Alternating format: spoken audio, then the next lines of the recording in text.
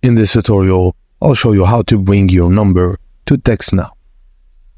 Begin by logging in on Textnow, then go to your account page by clicking on My Account in the upper right corner of the website, and then selecting Wireless Account from the drop-down list. From the account page, scroll down to the Number and Device section and click on Manage iPhone Number. To port in your number to Textnow, click on Port in My Number. You'll also be given the option to port in a number to Textnow whenever you purchase a plan or a SIM card. Enter your 9-digit phone number, then click Get Started.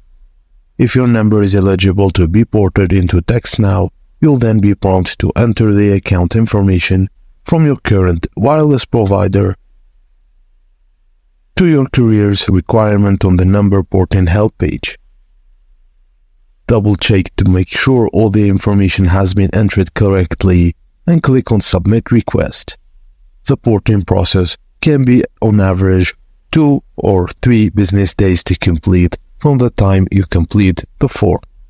And that's it, guys. Thank you for watching, and please don't forget to like and subscribe for more.